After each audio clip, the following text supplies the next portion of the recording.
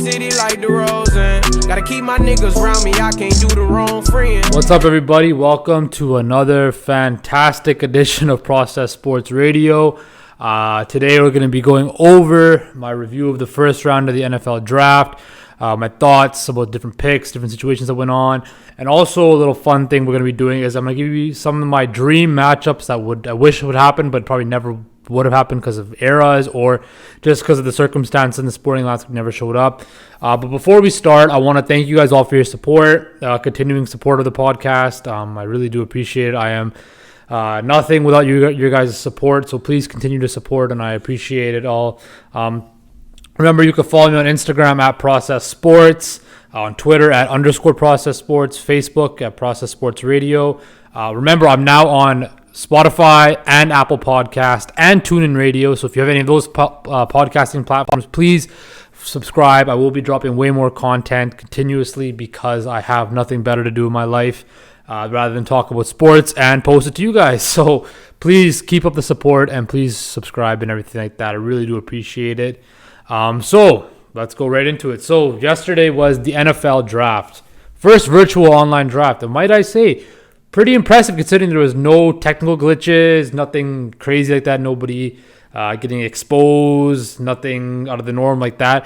Funniest part was, I saw Barstool Sports posted it. What was it? Mike Vrabel, coach of the Titans. They have a shot of him in his, his man cave or his office where he's making his picks and stuff like that. And if you look in the back, you can see somebody taking a shit in the back. I guess at Mike Vrabel's house, they have an open door shitting policy. Dude sitting on the toilet. He's got his pants on his ankles. He's dropping his shit. I thought that was hilarious. So that was pretty funny. But going to the actual draft part of it, Roger Goodell, that cannot really be Roger Goodell's basement. I mean, man, if you're making $10 million a year or more as being the commissioner, for sure your basement's got to look better than that. Maybe he was going for that old school All-American type feel that he got designed for him right away. But I for sure don't believe that's Roger Goodell's basement. But anyway, so the Bengals had the first pick, and kind of as expected, they picked Joe Burrow, quarterback, Heisman Trophy winner out of LSU, who actually is from Ohio. So kind of like that whole thing, Cincinnati's in Ohio, they're going to pick the Ohio boy. Which was kind of expected. I mean, Joe Burrow's season he had with LSU was crazy, undefeated season, Heisman Trophy, best passing season in call FBS history. So it was a smart pick. I mean, apparently the Dolphins tried to offer them a Godfather offer that they turned down. Now, if it's a Godfather offer, that means it's got to be pretty fucking damn good. There must have been a lot of picks involved and stuff like that. So for them to decline that, because the Dolphins had 3 first-round picks. So for the Bengals to decline that and then still take Burrow must mean they're completely sold on him. I mean, the owner came out a day early and basically said that we're going to take Joe Burrow. So, Burrow goes to Cincinnati, which was expected. My thoughts on Burrow are this. I mean, I think he's going to be a good quarterback. He's not going to be like a Mahomes, a Wilson, a Lamar Jackson, that type of elite player. He'll be like a Tony Romo at a high ceiling, Ryan Tannehill type thing, where he's going to be a good, solid quarterback. Might get a couple Pro Bowls. He's going to need, the reason that Burrow is going to need to be successful is they're going to have a team of weapons around him. He cannot elevate talent to a higher level. He's not like a Brady or a Wilson that can take lower talent receivers and build them up and make them look amazing. So, definitely, he's got AJ Green for now. So I think the Bengals have their quarterback, but they're going to need to build a team around him to be successful. It means the same thing like Jared Goff or like Dak Prescott. You're going to need to build a team around for him to be successful. Otherwise, he's just going to be a solid quarterback, right? He's not going to be anything special. The best player in the draft, though, for me went number 2 with Chase Young to Washington. Chase Young came out of Ohio State, the Ohio State Buckeyes. That program is just producing monsters in the NFL, man.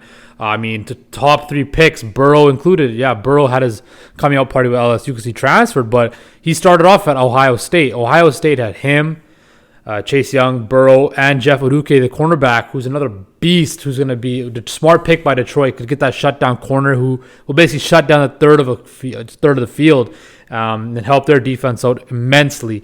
So that Ohio State thing is just producing monsters year by year. They have Michael Thomas, Marshawn Lattimore, the Bosa brothers, They're just producing just crazy amounts of quality. Eli Apple, Ohio State's a factory. Same with LSU, producing factories of just high-end NFL talent. And that's a testament to their great program. The SEC as well. I mean, like Alabama producing great talent. So, you definitely saw like a lot of talent from the SEC, Ohio State's, Clemson's, stuff like that. So, definitely, but going back to Chase Young, I mean, this guy's going to be a beast, man. He's going to be you could see how dominant edge pass rusher is. He's going to be like Jadeveon Clowney, but not. Hopefully he stays healthy. And if he stays healthy, he's going to be better than Jadeveon Clowney. He's going to be that guy. And good luck for the NFC East, man, because that man's going to be coming after Dak Prescott, coming after Daniel Jones, coming after Carson Wentz. And he's got a relentless motor, and he's just so damn athletic. So Chase Young is definitely going to be the best player, in my opinion, in this draft. Now, going on to the pick number 5. The Miami Dolphins literally just won the AFC East for the next 10 years. And here's why. They drafted Tua Tagovailoa, the quarterback from Alabama. Yes, everybody was worried about his injury history and stuff like that, and will he be healthy? But I'm telling you right now, he's going to be the best quarterback in the draft. Tua, played so well at Alabama when he was healthy, led them to the national championship. Tua has the highest ceiling. I think Tua could be like a Drew Brees, that type of player. He's got such good accuracy. He can move well. He's got to throw the deep ball. He's got great touch on his deep ball. Tua is definitely the franchise quarterback that Miami needed to help build this program that they're building under Brian Flores, an ex-Patriots coach. And I'm telling you right now, it's crazy. I tweeted this out. Patriots dynasty ends this year. Miami's building a new one. Yes, Buffalo's still going to be a part of the equation, but I'm telling you right now, the way Miami built their team, signing guys like Byron Jones, Kyle Van Noy, Jordan Howard, filling around with good role players, good, maybe not stars, but good role players like that, and he building a culture. Brian Flores is building a culture in Miami that's going to be about winning and playing hard, and I'm telling you right now, the Dolphins will be a force to be reckoned. Maybe not this year, maybe not next year, but I'm telling you right now, down the road, the Miami Dolphins will no longer be a laughingstock in the NFL. They will be competing with the Chiefs and the Ravens for supremacy in the AFC because they have that quarterback now in Tua who can lead them, who has that it factor. Joe Burrow does not have that it factor, in my opinion, and that's what kind of separates him. Yes, Joe Burrow at number 1 because he's more of the stronger known commodity, where Tua, I mean, he could be hurt, he could be out of the league, right? But Tua has that it factor where if he hits and he pops, man, Miami's got something special in that. So I definitely think the Dolphins did great with their picks, especially with Tua. Then Justin Herbert goes next. I mean, I'm not so sold on Justin Herbert. Great, good talent and stuff like that with Oregon, but he doesn't have that it factor, that thing. When you do the eye test, you don't see that it factor with Herbert that you see with Tua, right? So, I mean, he's going to a good situation. I mean, he's got the great weapons with the Chargers, right, with Keenan Allen, Mike Williams, Eckler, Hunter Henry, right? He's going to get a chance to sit behind Tyrod and learn. I mean, that's a good thing. And don't worry, the same thing's not going to happen to what happened to him in Cleveland. Tyrod's not going to lose the job right away. They're going to make Justin Herbert sit and wait. My only thing is he could turn out to be like Josh Rosen, which would be a bust. So we'll see what happens with him. I'm not a little bit on the skeptical side about him. So those are kind of the quarterback, the first couple top 10 picks. Then we go to the Cowboys. I know all you Cowboy fans are excited that they took CeeDee Lamb, the explosive wide receiver out of Oklahoma. I mean, they're comparing him to Dez Bryant a little bit, which is crazy because you think about how good prime Dez Bryant was. But definitely, I think the Cowboys, if I was Jerry Jones, right, I wouldn't have taken an offensive player. I would have taken a defensive player because look, Byron Jones is left. Jeff Heath's gone. Robert Quinn's gone. They need a pass rush. They need secondary help, right? They have 2 good linebackers in Jalen Smith and Leighton Van Der Esch, but they need a pass rush, and they needed a safety. So they didn't pick that. What did they pick? They picked the side of strength. They picked CeeDee Lamb. Funny thing is, I don't know if you guys saw CeeDee Lamb's girlfriend, phone sitting on his lap, and his girl grabs the phone out of him, and right away he grips the phone right back, just like, nah, you're not going to take that. I thought that was hilarious. And everybody on Twitter is kind of roasting her and stuff. And then Trey Young from the Atlanta Hawks, who's another Oklahoma guy, pipes off about it. And the funny thing is that CeeDee Young's girlfriend is Trey Young's ex-girlfriend, which I thought was hilarious, right? So that was definitely a highlight of that. But going back to the pick, I I mean, it was obvious like the Eagles needed a wide receiver, and it was funny because I think the Eagles should trade up to get either whether it was Ruggs or Judy or Lamb, right? But they picked the guy from TCU, who is a good receiver. But I felt that this was the ultimate thing by the Jerry Jones. He's like, no. I don't want him falling to the Eagles. I'm going to take him and tell the Eagles to screw off because I'll figure out my defense like that. I mean, which is a typical Jerry Jones move to shove it in the Eagles' face, which is kind of funny. So definitely that could have played a factor into it. But also, now they have really good 3 wide receivers. I mean, they have, of course, Amari Cooper, who's got a $100 million fat contract. Of course, you have CeeDee Lamb, and then you got Michael Gallup. So, I mean, here's the thing with the Cowboys. Were you really that sold on Amari Cooper to give him $100 million? And then you go draft CeeDee Lamb. I mean, that's kind of crazy, right? Like, you gave him $100 million and you draft a wide receiver in the first round. Is that something telling that, again, Jerry did not want Amari Cooper to go to an NFC East rival or another NFC East team or NFC team at all to not bite him back in the ass? He's like, I'll just pay the money and I'll still draft the wide receiver anyway. So, I mean, Cowboys are still going to be, Dak. We'll see what happens with Dak if he comes back. Their offense is definitely going to be explosive, but, I mean, they're not going to stop anybody. So then again, I still think, we'll see what happens with the Eagles, but that's going to be a dogfight between those two teams in that division. So definitely Cowboys, we'll see what happens. The biggest news, though, of the draft is the Green Bay Packers. They have Aaron Rodgers under contract for another 4 years. You think they should draft like a receiver, a running back, tight end, somebody to help him out because they never drafted an offensive weapons for Aaron Rodgers and his whole time being the starting quarterback of the Green Bay Packers. What do? They draft his heir apparent, Jordan Love from Utah State. And they trade up to get him too. So it's very evident that this is the guy that's going to be replacing Aaron Rodgers. So if I'm Aaron Rodgers, I'm sitting there. If I'm like, well, I just got my ass beat up by the 49ers in the NFC title game. And we won 13 games. Now, remember, they got lucky to beat Seattle. The refs screwed them over. Seattle should have won that game. But anyway, so they're in the NFC Championship game, and they get the fucking brakes beat off them, right? So what happens? They don't draft any offense. They draft his heir apparent. If I'm Aaron Rodgers, I am pissed that this team continuously does not give me weapons that I need to be successful, right? You think about it like this. Minnesota drafted a wide receiver to replace Stephon Diggs because they traded him. So now they have weapons. So they still have Dalvin Cook, Adam Thielen, Kyle Rudolph, and they got Justin Jefferson from LSU. They're fine. They're a loaded team. They still have a good defense. The Bears, once they get a proper quarterback, and we'll see if Nick Foles can do that, right? We'll see.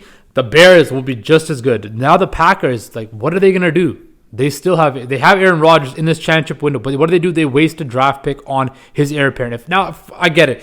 Aaron Rodgers was in the same position with the Packers did that to Brett Favre, and we saw how that ended up. He ended up retiring, coming back to the Jets, then retiring, going to the Vikings, then finally officially retiring after a while. But definitely, I mean, if I'm Aaron Rodgers, I'm pissed.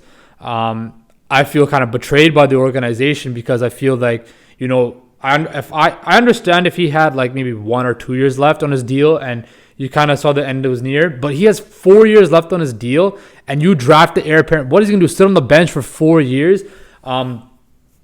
Definitely, I think the Packers kind of wasted a pick. And even then, they traded up to get him I'm pretty sure if you look at the teams that were drafting in that range, we're not going to draft a quarterback. I mean, you had Baltimore in there, New Orleans, Seattle. They don't need quarterbacks. They have their franchise guys. They don't need another quarterback, right? So for the fact of the Packers to give up draft capital, and to get ahead to draft him, right?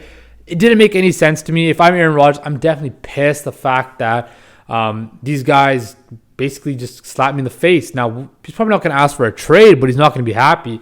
I mean, if I was Aaron Rodgers, I'd be like, I need to get out of here. I want to win a title. I don't want to waste my time mentoring a young quarterback that I have no interest in mentoring. So, I mean, if I'm Green Bay, like, it's a pretty dicey situation because look at a guy, it's never been a great relationship with Rodgers and Green Bay, right? So, I mean, he's called out the organization in the media before, and I definitely feel it's going to be very interesting what's going to happen once, camps start opening up, if they open up anytime soon, and we figure what Aaron Rodgers has to say. So definitely that was a huge, probably the biggest story in the first round. For your Seahawks fans out there, they drafted the guy Brooks from Texas Tech, the linebacker. I think they drafted him pure off athleticism, typical John Schneider, Pete Carroll move. He's inside linebacker, but they're gonna move him to edge rush because they find his athleticism to be off the charts. So that's your Seahawks news. Again, typical kind of quiet night from the Seahawks. They do most of their moves day 2 and onward. So for you Seahawks fans, don't worry. Now, another thing is the Patriots just traded out of the first round, stockpiled more picks. Typical, they want more picks because they're probably going to take, I think they're going to take Jalen Hurts, maybe. So we'll see. But Patriots are definitely rebuilding with the draft picks and stuff like that. So that's kind of my rundown of the first round of the draft. So definitely we'll see what happens. I'm glad it was awesome. It felt like, something was live sport event was back on. It was great to see. I know I was excited. I kept my eyes on it, but definitely was great to see. So that was my talk with the first round of the NFL.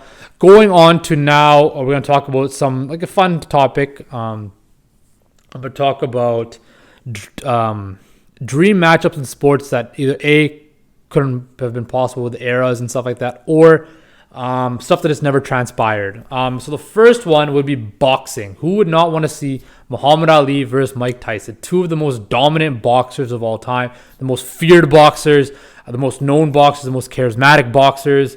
So if, in my opinion, yes, Muhammad Ali is bigger. He's got the bigger reach, but Mike Tyson, you got to give him a puncher's chance. I mean, with the way he was able to move and use his short stature to his ability, to his advantage. I mean, if he caught Muhammad Ali with a punch, it would have been lights out.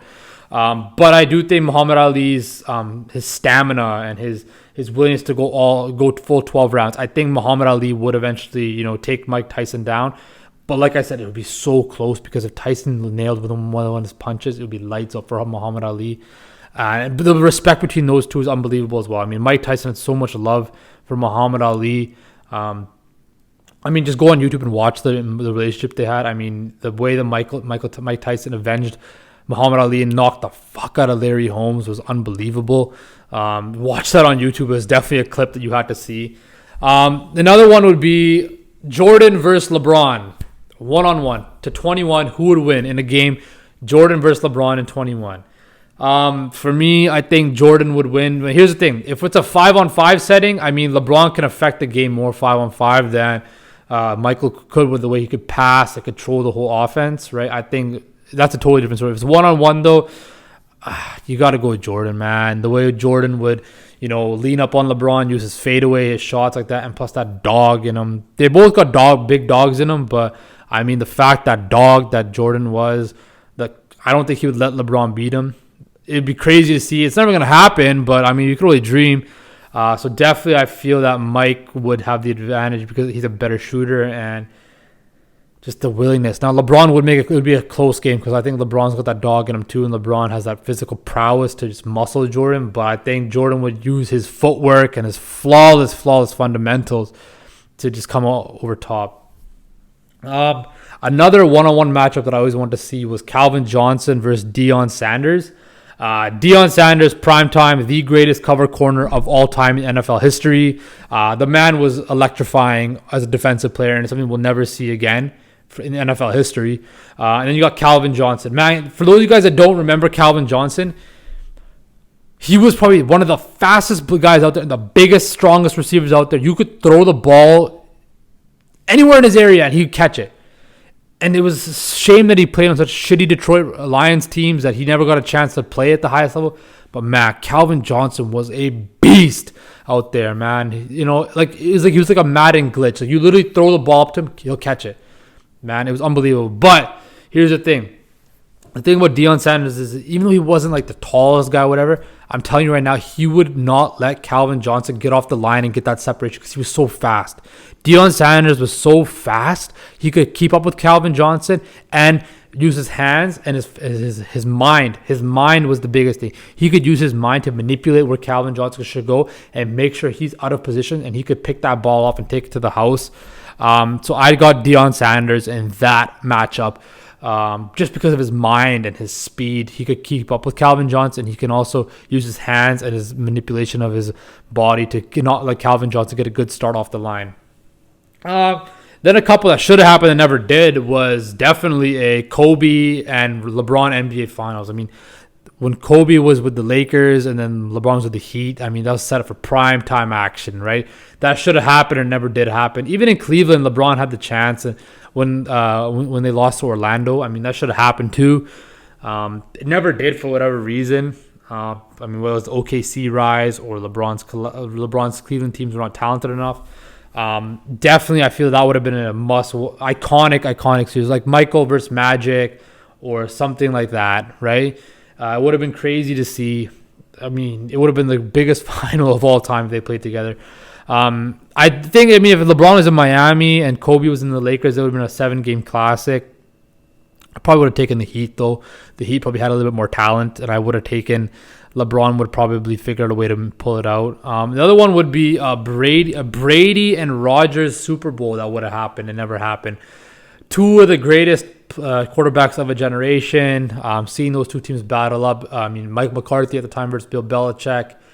It would have been crazy to see. It would have been a shootout. I would want to see it. There's so many times. Thank God the Seahawks, though, stopped from happening, because even though they lost, I'm glad they were in it rather than the Packers. But yeah, it would have been a crazy atmosphere. Similar to Kobe and LeBron, two of the greatest of a generation go at it for the title, the biggest stage in their sports. Definitely wish we would have saw that. Lastly, it would be a Ronaldo versus Messi in the World Cup. Both these guys have struggled in the World Cup, have not got that success in the World Cup, so I don't think it's ever going to happen anymore. But definitely, two of the biggest global icons in the world, whether that's sport or all, Lionel Messi versus Cristiano Ronaldo for the World Cup, the biggest sporting event in the world, the World Cup. Again, it would have been iconic, and it just never happened, and I wish it did happen. I probably would have gone those Argentina teams that had a little bit more talent, but they were notoriously chokers. So, I mean, I go with Argentina, but you never know with Portugal. So those are, kind of those dream matchups in sports I want to talk about. And lastly, I'm just going to finish off with some NBA talk, because our boy Draymond Green has been in the news talking all his talk about, Kevin Durant this, Kevin Durant that. Oh, if Kevin Durant really wanted to stay, I would have been gone. He wasn't really into it. Man, we get it. Okay, we get it. But at this point, I feel about Draymond is this. His mouth is bigger than his actions. Like I've said, I've made this very clear before. Draymond Green, without the Golden State Warriors,